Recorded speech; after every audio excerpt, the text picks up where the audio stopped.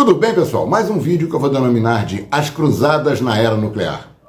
Por conta dessa história de religião, os caras estão fazendo um monte de maluquice por aí. E cada vez escalando mais. Nós vamos falar do mundo, vamos dar uma pincelada sobre diversos assuntos e vamos trazer para vocês muita informação. O vídeo está muito legal, tem muita coisa interessante, não perca. Mas antes, se inscreva, deixe seu like, faça seu comentário, divulgue o canal se você gostar. Se você gostar, passa para os seus amigos. Se não gostou, passa para os seus inimigos. Você não precisa gostar de mim. Se você achar que todo trabalho merece uma remuneração, bota algum pra gente aqui. Mesmo que seja pra gente continuar se mantendo e você poder olhar pra gente e falar, esse idiota só fala bobagem. É por aí. Ninguém é dono da verdade, mas a gente procura trazer pra vocês todas as informações que a gente acha que são relevantes. Tá ok? Vamos lá. As cruzadas na era nuclear. Vamos começar falando de um problema na Venezuela, que de repente virou um bonzinho do mundo. O Maduro agora não é mais terrorista, não é mais traficante, não é mais procurado, não é mais nada. Por quê? Porque o americano precisa do petróleo deles. Então vamos lá. O presidente da Assembleia Nacional da Venezuela, Jorge Rodrigues, anunciou no último dia 20 um referendo sobre a anexação ou não da região de Essequibo, localizada dentro da vizinha Guiana. A região representa 70% do território da Guiana, onde inclusive estão localizadas bases americanas. Será que foi por isso que as Forças Armadas do Brasil abriram as pernas para as tropas estadunidenses treinarem na Amazônia? Bem, o motivo não interessa muito bem. O que é preocupante é terem permitido que tropas hostis, eu digo hostis porque eles ameaçam a gente direto, como aconteceu agora com o general 4 estrelas lá, aliás, um almirante 4 estrelas, que inclusive foi comandante da OTAN, não é qualquer um, que falou um monte de coisa sobre o Brasil e ameaçou diretamente o Brasil, colocando o Brasil na linha do eixo do mal, tá ok? E não vem dizer que é por causa do Janjo, não, tá? Porque quem botou o Janjo lá foram eles mesmo. Então, isso é historinha. É tudo planejado, preparado para poder vir em cima da gente. Mas a direita vai começar. Não, mas é por causa do Janjo. E a esquerda, não, é porque eles são isso. Meu irmão, não é nada disso. Os dois estão errados e os dois estão certos. É porque eles querem mesmo. Preparado, arrumado, fizeram isso para tirar quem? Um cara que era nacionalista, era contra a roubalheira, que estava enxugando custos, quer dizer, perto dos outros que tinham, eu achava muito melhor. Tanto é que, se você pegar e ver tudo que é ladrão está do outro lado, contra um, esse um não deve ser tão ruim. Tinha seus erros? Tinha, todo mundo tem.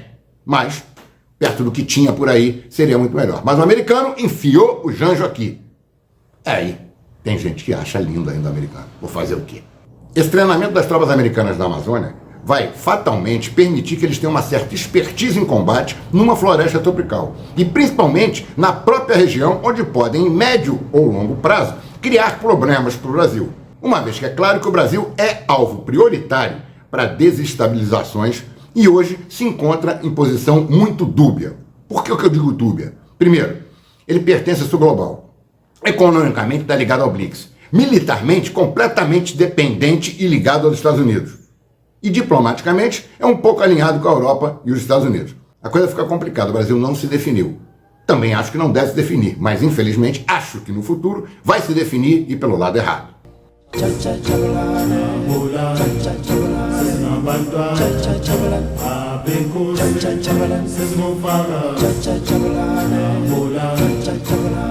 Quanto ao BRICS, motivo de desespero para os Estados Unidos, que provavelmente planejem de forma urgente articular uma guerra no oeste da Ásia, de forma a tentar desestabilizar a região, isso eu digo que é como eles agem, eles procuram criar problema onde está dando certo e é contra eles. Por exemplo, hoje o BRICS é uma realidade em todo o oeste da Ásia, no Egito, no nordeste da África, na Etiópia, nos Emirados Árabes, na Arábia Saudita e ano que vem entra Indonésia e Tailândia. A Tailândia é um país à parte que está se passando também para esse lado. Olha quantos aliados. De repente, os Estados Unidos, pum, viu sair do lado dele. É desespero, cara. Só a parte de petróleo aí tem coisa pra caramba. O BRICS hoje, sem contar com os países novos que estão entrando, já tem um PIB superior ao do G7, que seriam os bilionários do mundo. A coisa tá feia para eles, eles sabem disso. Então eles têm que fazer besteira, não tem jeito. Vão ter que partir para a confusão. E por falar em sul global, quem está numa encrenca danada há anos são os nossos vizinhos aqui do sul, a Argentina. E nesse caso, pessoalmente, eu esperava que a Patrícia Bullrich tivesse uma chance melhor, a ex-ministra de Segurança do Macri.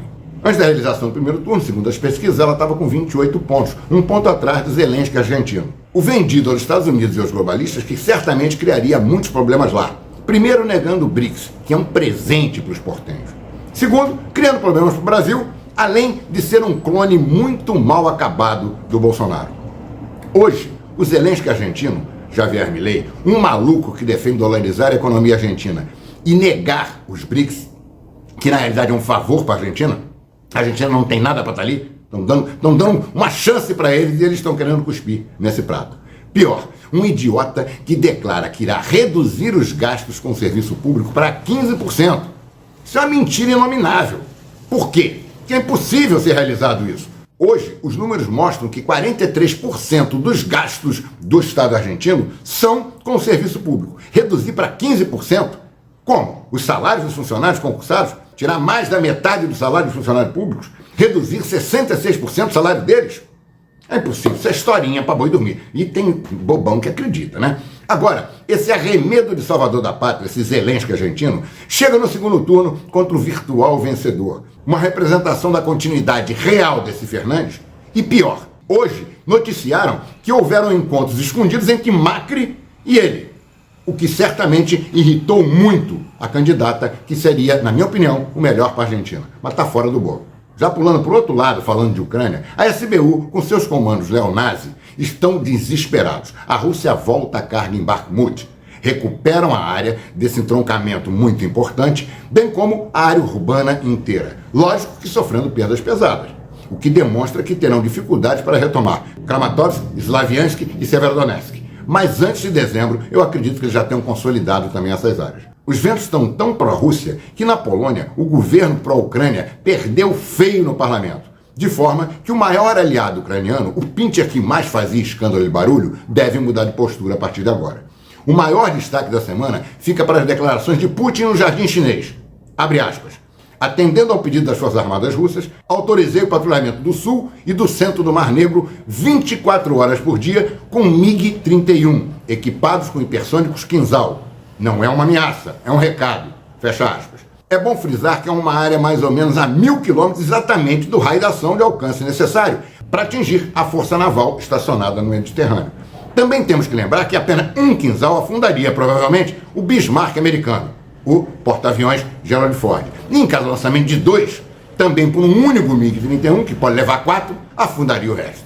Mas não ficou só nisso não, teve mais coisa. Quando Putin foi arguído se engrossaria, endureceria a doutrina nuclear, Putin declarou, abre aspas, a doutrina russa é clara. Caso sofra um ataque nuclear ou mesmo de armas convencionais, a Rússia retaliaria. Mas ninguém em sã consciência faria um ataque à Federação Russa. Além disso, mesmo com um ataque de armas convencionais ao território da Federação Russa, também nos levaria esse tipo de ação.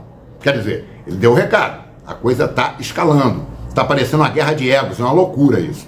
A China também enviou 6 navios de guerra para o Mediterrâneo, acompanhada de 29 caças de patrulhamento no Mediterrâneo Oriental. A frota é composta por 2 destroyers de mísseis guiados Type 052D, que são o Zibo e o Urumqi, acompanhados também por 2 fragatas, o Jingzhou e o Lini.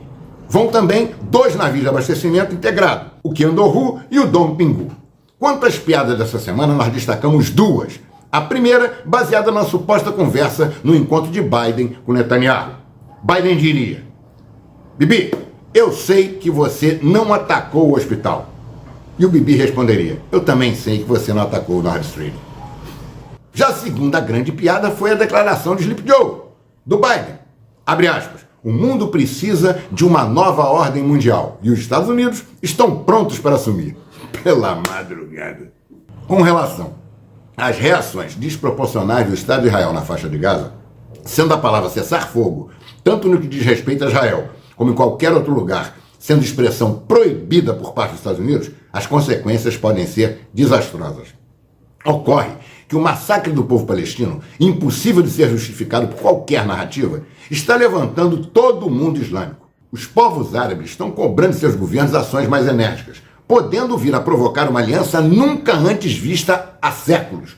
Uma união que, mesmo que improvável, da Turquia ao Paquistão, da Argélia à Ásia Central.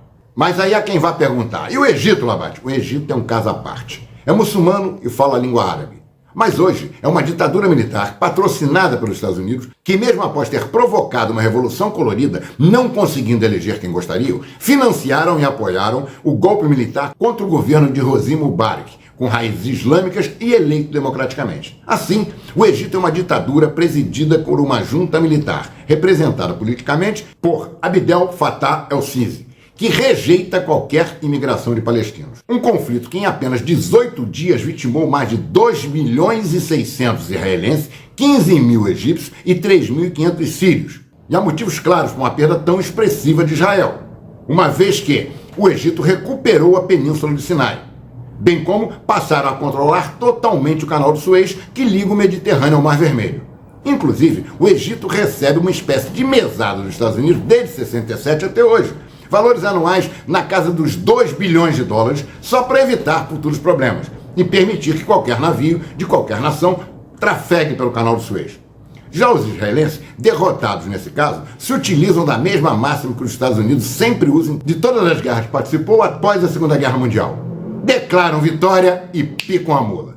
Mas com relação a essa atual investida translocada do Estado de Israel sobre a faixa de Gaza, há quem defenda que Israel, mesmo que por acidente, queiram destruir a mesquita de Al-Aqsa, terceiro templo islã e estopim da revolta do Hamas, ao ser profanada por mais de 1.000 grileiros israelenses que bateram nas pessoas que estavam orando 2 dias antes do ataque de Israel.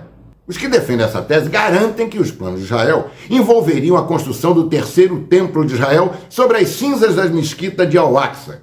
Assim, o solo da tal mesquita serviria de base para o templo que, segundo as escrituras, o anticristo se sentaria, antes da volta do nosso Messias e a vinda do Messias deles.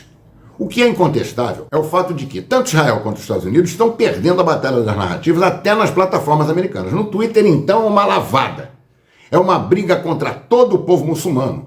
É uma mistura de arrogância e desprezo pelas demais sociedades. No caso de Gaza, não podemos deixar de citar que o Hezbollah, tido como grupo terror, esse negócio aí, ganhou de Israel em 2006, numa guerra urbana, onde os israelenses não sabem lutar. Um exército despreparado contra snipers trincheirados. Vai dar problema, era melhor mandar o Bob para lá. Não que eu defenda a intromissão do Brasil, pelo contrário, acho que não tem que se meter de jeito nenhum. Mas também não adianta ficar com aquela história de chamar os dois para tomar uma cervejinha, que nem o Jango fala, não é isso? O problema da região é a existência de um diversificado sistema de túneis e o uso de táticas relâmpago de guerrilha por parte do Hamas e outras milícias. Isso vai criar muitas dificuldades para o exército israelense, que, embora poderoso, não tem habilidade para esse tipo de confronto e levaria virtual desvantagem. Aliada à facilidade ao baixo custo de produção dos foguetes, que mostraram em loco a fraqueza do antes badalado Iron Dome. Foguetes estes fabricados a um custo inferior a $350 e que utilizam meios propelentes à base de açúcar e nitrato de potássio, famoso KNO3, produtos de fácil aquisição no mercado. Não se pode ignorar também que este fim de semana mais de 40 metrópoles mundiais saíram às ruas para defender a causa palestina, tanto na Inglaterra como na Austrália, na Irlanda, na França, na Alemanha, na Itália, no leste europeu e até nos Estados Unidos. Diversas cidades grandes lá tiveram grande concentração de pessoas brigando, mostrando bandeirinha, lutando, pedindo Palestina livre. Quer dizer, o mundo está enxergando as coisas. O destaque mais negativo desse fim de semana foi a declaração de um imbecil do Likud, no partido lá de Israel, quando discursando na Knesset, o parlamento israelense, declarou: depois da Palestina nós ajudaremos a Ucrânia a vencer a Rússia. Fechou aspas. O cara tá de brincadeira, ele tá provocando, ele tá lá futucando o vespeiro a favor de quem? De conflitos de ego, para continuar com essa confusão toda. E como já citamos, é fácil perceber a tendência de que os Estados Unidos venham a tentar provocar uma desestabilização na Ásia. Basta colocar os holofotes no Azerbaijão, com quem a Rússia procura melhorar as relações, o que traria um problema sério com a Geórgia e com a Armênia, além da influência turca. Em resumo, caso os Estados Unidos se envolvam ou o Irã se insira diretamente no conflito, independente de qual dos dois o faça primeiro, a Rússia entra. Aí acabou. É uma porcaria de guerra de egos, onde ninguém leva em consideração os milhões de inocentes das nações envolvidas. Na realidade, é uma briga de vizinhos. Uma rixa caseira onde os Estados Unidos se metem levando 2 banheiras para lá, o que vai potencializar uma briga de marido e mulher. Isso mostra muito bem quem são os arruaceiros do mundo. Mas para descontrair, diante de tanto conflito, de tanta confusão, nós vamos trazer para vocês agora, apresentar para vocês o guru de quem promove essa guerra de egos, Prati Torah. Esse é Prati Torah, primo distante de Palin Rabá. Ele sai cedo acordando o pessoal com sua tenda bicicleta e vai nos mostrar uma receitinha bem fácil e que é uma delícia. Onde ele andava? Eu achei ele lá, cliquei, até assustei, parece que eu abri uma gaveta velha. É o Nabote! Corte também um tomatinho para não perder o costume e jogue por cima o molho de pimenta diabólico. Veja a cor disso. Isso é pra matar gente. E ele não para. Vai colocando mais. E aí? Você é doido? Você piorou? Ô meu, liga e desliga. Mesmo partindo para a ironia, é exatamente isso. É o guru de quem acirra essa guerra de egos, tipo quem tem um pinto maior. Se inscrevam no canal, deixem o seu like, seus comentários, façam perguntas, divulguem o canal, ajude o canal a crescer. E se achar que todo mundo que trabalha merece uma remuneração, manda algum pra cá. Afinal de contas, você mandando algum, você vai ter toda a autoridade para poder me xingar se não gostar de mim, ou até para bater palma para alguma coisa que você acha certo. O problema é que aqui a gente não quer agradar nem A nem B. A gente não tem gracinha. O que a gente quer simplesmente é trazer a verdade. E vai trazer a verdade, apesar de parecer um monte de idiota. Tem grupo de ex-aluno nuclear militar, aparece de vez em quando um bobalhão lá, fala um monte de besteira. Porque o cara, pô, sabe aqueles caras que acham que são donos da verdade? O cara fez Exaol, o cara fez Édio, o cara fez... Bacana. E ele não consegue entender que, na realidade, o que ele fez, nesses cursos todos que ele fez, não foi, sem querer desmerecer, não foi aprender. Ele foi doutrinado. Por que eu digo doutrinado? Porque ele só aprendeu as técnicas ocidentais, sobre os equipamentos ocidentais, e principalmente sobre o pensamento ocidental, e sobre o que os caras querem que ele saiba. É como um cara que foi lá para o catecismo. Os jesuítas vão mostrar para ele, aos padres, o que ele caminha. Isso aqui, isso aqui, isso aqui, isso aqui. E vai dizer para ele, eu estou te ensinando. Não, não está ensinando. Porque quando o cara vai no evangélico, lá no neopentecostal, o cara também fala, eu estou te ensinando. Não está ensinando. Quando ele vai no Islã, o cara fala para ele lá, vou te ensinar. Não, não vai ensinar. Todas essas religiões são teorias. Então o que ele está fazendo? Ele está simplesmente doutrinando o cara dentro daquilo. Não estou dizendo se é certo ou se é errado. Mas ele não é dono da verdade.